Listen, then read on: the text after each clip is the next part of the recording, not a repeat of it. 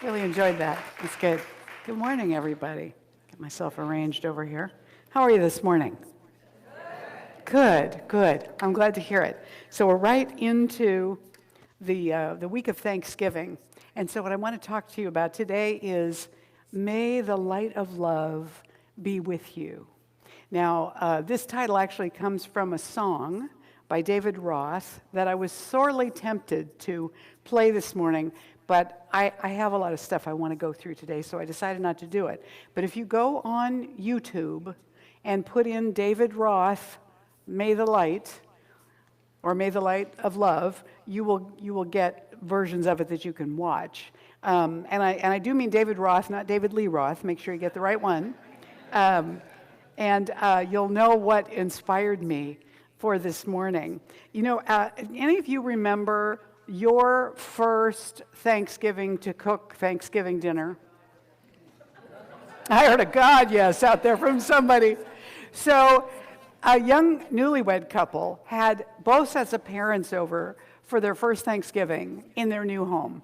And one of the dads noticed that the turkey was thawing in the sink in cold water, but it had a dish drainer over it and a rubber mat. And he said, why are you thawing the turkey that way? And she said, well, my mom always did it that way. And so he looked quizzically over at his in-law, and the mother of the girl said, well, yes, I did, but we had a cat. Traditions get started in families, and sometimes we don't know why. And yet we're familiar with them, and we learn that that's the way to do it, or we think that that's the way to do it. Can you relate to that?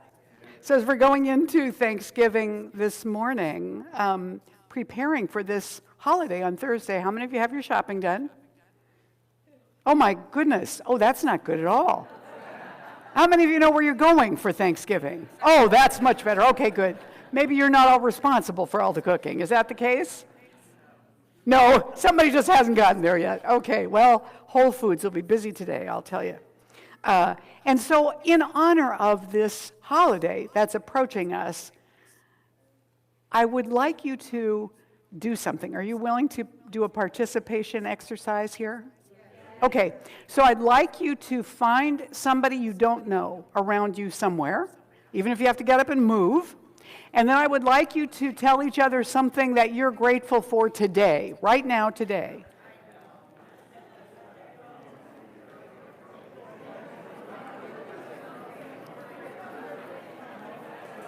And we have noise. And I'm grateful for all of you out there, everybody watching, wherever you may be.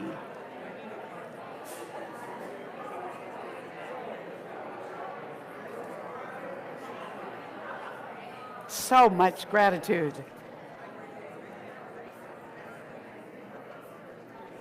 I love it.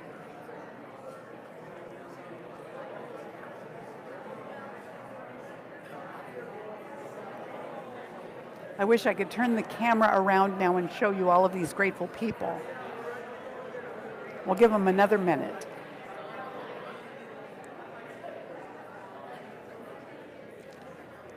All right, everyone, go ahead and wrap it up. Thank your partner, and come back and sit.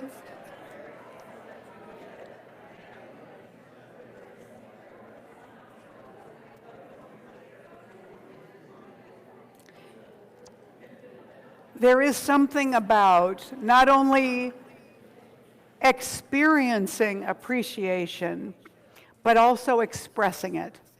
When we share our gratitude, our appreciation, our thankfulness with somebody else, it seems to expand.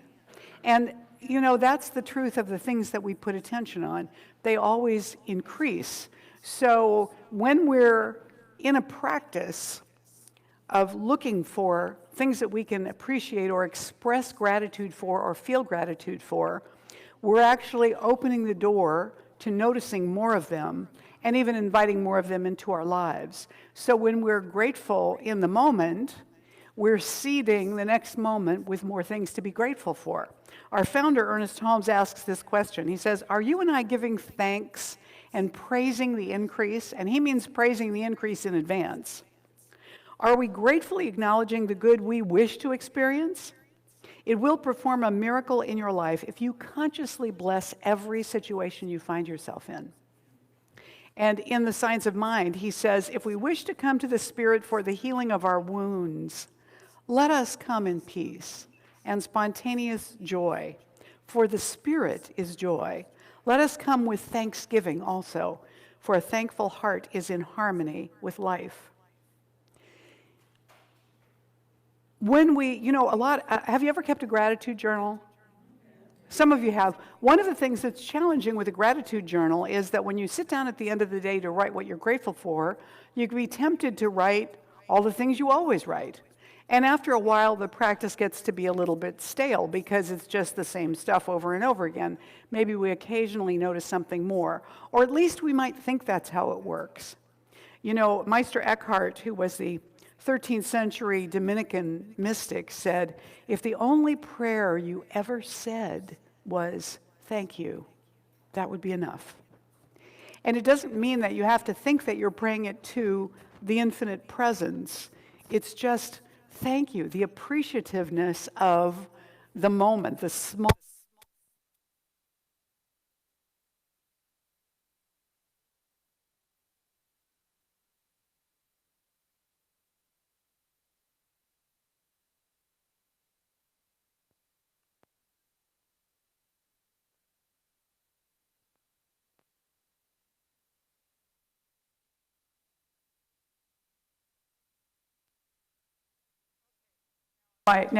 Yeah. Well, I'm glad you had that moment of gratitude in my absence. That's so funny. I managed to unplug myself somehow there. He said it gives a whole new meaning to being turned on. So, Brother David Steindl-Rast, who is a kind of a mystic in his own right, wrote a book called Gratefulness, the Heart of Prayer. And this, I think, is a wonderful thing to think about for Thanksgiving. He said, how easily we slide into thinking of our prayers as the real prayer. What is the real prayer? The grace we say at the table or the meal that follows it? And if we pray at all times as we should, our eating and drinking will be the real prayer. Gratefulness will turn the whole meal into a prayer. For after we pray our prayers, we will pray our soup, salad, and dessert, and then pray another set of prayers at the end as a reminder to continue to pray even after the meal. It is not the prayers that count, but prayerfulness.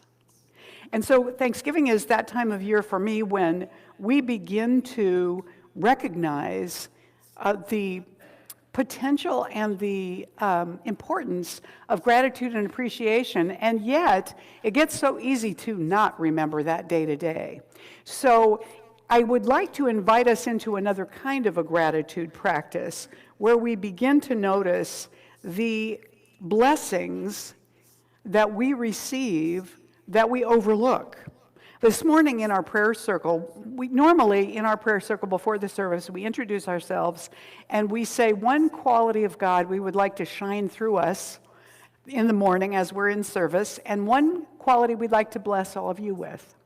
And this morning, I changed it a little bit and I said, let's introduce ourselves and say one thing we're grateful for and one thing we want to bless the congregation with. And Reverend Sarah said, electricity. Now, isn't it fabulous that we have electricity? I mean, we just had a demonstration here not a second and a half ago. Electricity. Now, how often do you spend the day in gratitude about electricity? I never think about it at all. Indoor plumbing. Especially at this time of year in certain places in the country, it's really important to have indoor plumbing. Running water. Clean running water, a place to stay that is shelter, clothing to put on. I would guess, and this is a wild guess, but I'm going to guess that everybody in here is wearing something on their feet. But that's not always a given everywhere. So there are many, many things that we have that are blessing us every single day. And those blessings matter. They matter a whole lot. Sometimes we don't notice them until we don't have them for some reason. Anybody have a power outage during the fires? Yeah. Now, we do appreciate electricity when we don't have it. At least we sure want it back. Although I think sometimes instead of being grateful for the electricity, we're just mad at PG&E, you know. But the truth is, it's an amazing thing that we have electricity. I don't understand how it works at all. And the wonderful thing is, I don't have to understand how it works to be worthy to have it in my house working for me. That's what the creative law is like for us. That which brings into our experience so much good automatically, and does not require that we know how it works or that we express gratitude to it. The creative law really doesn't care. It is, as Ernest Holmes said, a power greater than you are, and you can use it. And the using of it is something that we can't not do because it's built into us. So we're doing it all the time. In this moment, as we sit here, in this place, reasonably comfortable temperature-wise, being able to see, being able to hear, noticing the beginnings of Christmas decorations, we are enfolded in a bunch of givens that we don't have to be grateful for and we don't even have to think about, and we certainly don't need to know how they work. I'm not really sure how somebody designed these chairs so that they do what they do and they're also stackable. You have to really think about some stuff as an engineer to figure that out and have them be reasonably comfortable and sustain the weight of a variety of different sizes and shapes of people. And yet we just come in and sit on them after Jim has been busy setting them up for God knows how long. So we get that gift for free. They're here when we come in to sit down. It's already done, right?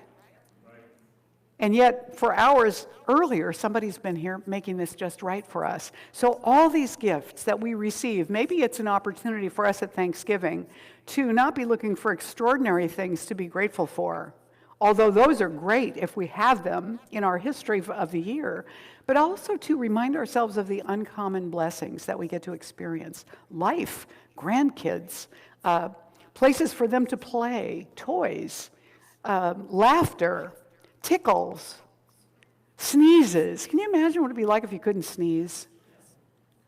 Oh, that would be just awful, wouldn't it? It'd be like a kind of torture. So there are just so many things. And yet, I think that a lot of people in the Western world spend a lot of time walking around disgruntled, irritated, disappointed, annoyed, finding fault or criticizing themselves or somebody else. I know I can get into that. And so I want to share a little bit with you about the science of gratitude in terms of making ourselves happier, recognizing the flip side of all that other stuff.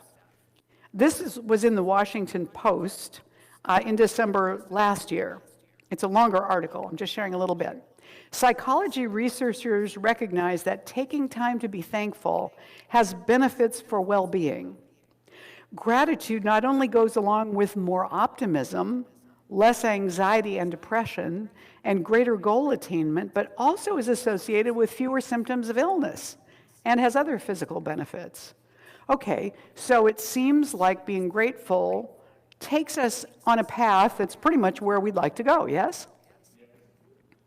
This comes from Psychology Today from an article called "Science Proves That Gratitude is Key to Well-Being. Acting happy coaxes one's brain toward positive emotions."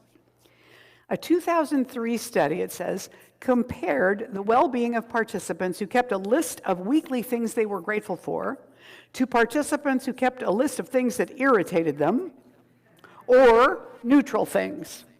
The researchers showed that the gratitude-focused participants exhibited increased well-being. One 1993 study revealed that both voluntary and involuntary smiling had the same effect on brain activity. You can convince your brain and body that you're happy even when you're not by forcing yourself to smile. Acting happy regardless of feelings coaxes one's brain into possessing positive emotions. explains one author. In other words, fake it till you make it works. Now, how many of you have a pen or a pencil? I want you to take it out, your pen or pencil, and I want to show you something. But you don't want to give them those. I mean, just use your own. If you don't have one, you can use your finger. Now, I want you to take your pen. Now, this is going to look stupid, and I want you to do this with it. And push it all the way back. Now, if you do that for 30 seconds, it will release endorphins in your brain that will begin to make you feel happier. It's a stupid thing, but your brain doesn't know the difference, and so it starts to produce, you can take them out now, it starts to produce positive chemicals in your brain that will make you feel more positive. Isn't that amazing? And so in his column in the New York Times, Arthur C. Brooks, the author of Gross National Happiness, that's the name of his book, suggests adopting 3 strategies to harness the positive effects of gratitude, the positive health effects. One practice is interior gratitude. Keep a daily or weekly list of the things you're grateful for. 2, practice exterior gratitude. Write thank you notes and put your gratitudes on paper. And 3, be grateful for useless things. In other words, express thanks for the everyday stuff you usually overlook, like fresh fruit and air conditioning. And so, as we get ready to begin the new year, I'm going to introduce something to you on the first Sunday of January that you might want to practice weekly throughout the year in terms of gratitude. And I'll share more about that when we get to the first Sunday in January, but you can look forward to that. In the meantime, what we're going to do is we're going to do our own practice of gratitude. How many of you got something in the mail from Golden Gate from last Thanksgiving this month? Okay, quite a few of you. So this is something that we do every year. Now you do need a pen. So raise your hand if you need one. Linda Kaczynski has them, and she's going to bring them to you. Just keep your hand up until she gets to you and brings you a pen. You got this card this morning with an envelope. Yes? Yes. Okay. So you're going to, on the envelope, address it to yourself.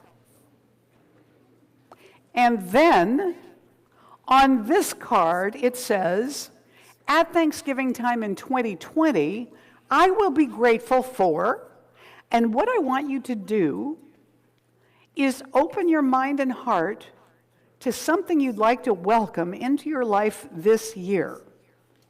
And then at the bottom, sign it with your name. Now, then you're going to seal it up in the envelope. Nobody is going to see it. And next year it will get mailed back to you for you to look at and see if you did, in fact, welcome that, whatever it was, into your life this year. Now, I want to tell you a little story. One year, we did a Thanksgiving Eve service in Santa Rosa many years ago. It was probably about 1988 or 89. And at the Thanksgiving Eve service, we had people stand up and share their gratitudes and also do this exercise.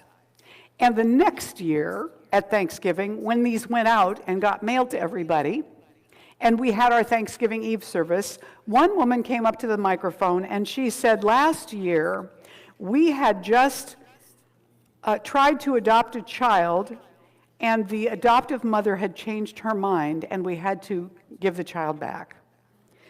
And we have been dealing with infertility, and so I wrote on my Thanksgiving card, I'm grateful for my children.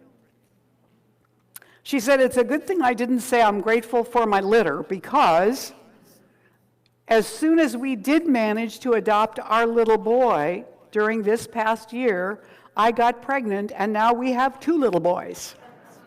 And so it really was born out of a moment of gratitude for what she wanted to experience in the future. Does this make sense? Yeah. Now, what we want to experience in the future may not be that much, or it may be that much or more. It doesn't matter. But what I'd like you to do is address your envelope to yourself, and then take your card and write on it what you'd like to be grateful for in 2020. So go ahead and do that now.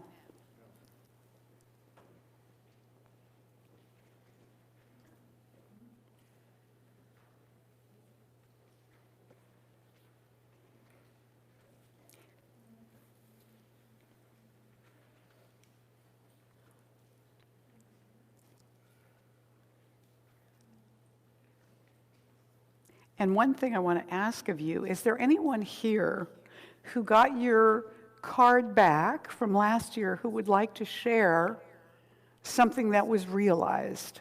You don't have to, but I'm inviting that if there's somebody that would like to. Okay, we're feeling shy this morning. Not what I would think of from this group, I'll tell you. Okay, now what I'm going to invite you to do is to hang on to those and put them with your offering, because what we'll do this morning is we will bless those with the offering and put them into the offering baskets. This is our opportunity to experience a year of choosing to be grateful, of employing that science of gratitude to bring our attention back to that again and again. And I want to share a little story with you about appreciation that comes from Robert Fulghum's book, All I Really Need to Know I Learned in Kindergarten. Elias Schwartz repairs shoes. He's a short, round, and bald, and single, and middle-aged, and Jewish. An old-fashioned cobbler, says he, nothing more, nothing less. I happen to be convinced that he is really the 145th reincarnation of the High-Ho Lama.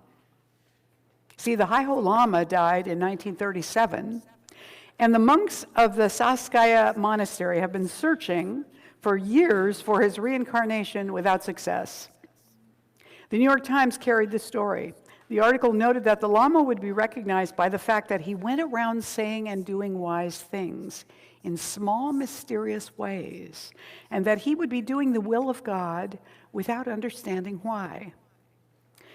Through some unimaginable error in the cosmic switching yards, the High-Ho Lama has been reincarnated as Elias Schwartz. I'm convinced of it. My first clue came when I took my old Bass loafers in for a total renewal, the works. Elias Schwartz examined them with intense care, and then, with regret in his voice, he pronounced them not worthy of repair. I accepted the unwelcome judgment, and then he took my shoes, disappeared into the back of the shop, and I waited and wondered. He returned with my shoes in a stapled brown bag for carrying, I thought. When I opened the bag at home in the evening, I found 2 gifts and a note. In each shoe, a chocolate chip cookie wrapped in Rex paper, and these words in the note: anything not worth doing is worth not doing well. Think about it, Elias Schwartz. The High-Ho Lama strikes again. And the monks will have to go on looking, because I'll never tell. We need all the lamas here we can get. As we go forth this week, I want you to have a secret. I want you to go toward Thanksgiving looking for the High-Ho Lama, because there is a High-Ho Lama in your life, someplace. And I want you to be able to identify that person this week. Will you do that? Keep on the lookout for the High-Ho Lama. And then, when you get to Thanksgiving dinner, maybe one of the things you can do, instead of having Grandpa rush through the blessing on the food, is let the food be blessed by everybody sharing something that they're grateful for from that day or that week or that year. What was the best thing that happened to them this year? What's something they learned? Let it be an opportunity for people to go deeper with each other in a spirit of generosity and gratitude. And then take a moment over the dessert to send your blessing out to all of those who are going to receive the food here that we have brought for the San Francisco Marin Food Bank. You know, this morning, I have a little cornucopia up here. That is not real fruit and vegetables, so please don't try to eat any of it. You'll be so surprised. But the rest of this is real food, and if you brought it, I'm going to invite you to take it back with you to the bins in the lobby after the service this morning. So let me just say now, I'm grateful for you. Happy Thanksgiving. Namaste.